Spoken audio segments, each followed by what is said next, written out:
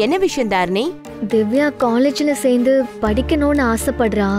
ஆனா போதும் போதும், இதுக்கு மேல நீ எதுவும் சொல்ல வேண்டாம். ஏன் திவ்யா, அதான் காலம் கெட்டு கிடக்கு. இப்ப நீ காலேஜுக்கு போறதெல்லாம் சரியா வராது. அம்பட்டு தூரம் நீ தினமும் போயிட்டு வர்றது நல்லது இல்லன்னு ரங்கநாயகி உன்கிட்ட எத்தனை தடவை சொல்லிட்டா. அப்புறம் ஏன் தான் நீ இப்படி அடம் பிடிக்கிற? நல்லா கேளுடி.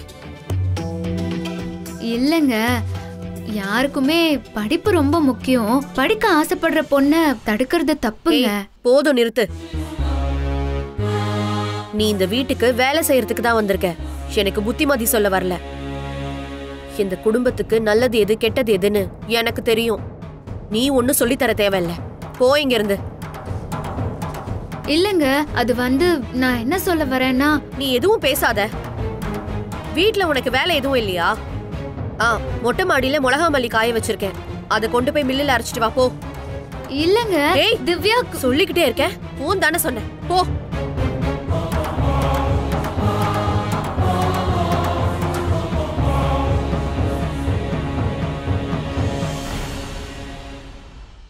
சித்தி, ப்ளீஸ் சித்தி, என்ன காலேஜுக்கு அனுப்பு.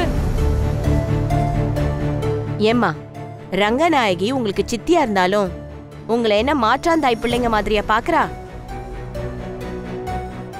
அவ உங்களை பெத்த பிள்ளைங்க மாதிரி அக்கறையவும் அன்பாவும் தானே பாக்குறா. அவ உங்களுக்கு கெடுதல் நினைப்பாளாமா? அவ பேச்ச கொஞ்சமாவது மதிங்களேன். என்னக்கா நீங்களும் இப்படி பேசுறீங்க? நாங்க யாரையும் மதிக்காமலாம் இல்ல. என் தங்கச்சி நல்லா படிக்கிறவ, அவளை படிக்க வைங்கன்னு தானே பேசுறோம். அதையே நீங்க யாரும் புரிஞ்சுக்க மாட்டேங்கிறீங்க. என்னதான் கபடி போட்டியில கலந்துக்க முடியாத அளவுக்கு என் நீ கேப்ல யாரோ கண்ணாடி துண்ட போட்டு வச்சுட்டாங்க. என் தங்கச்சியாவது அவ ஆசைப்படுற மாதிரி படிச்சு பெரிய ஆள் ஆகட்டுமே. ஏய், ஏண்டி புரிஞ்சுக்க மாட்டேங்கிற?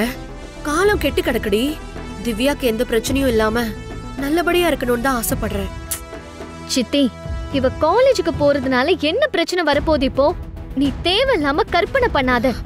அது இல்ல தாரணி, நான் என்ன சொல்ல வரேன்னா, சித்தி, நான் முடிவா சொல்றேன்.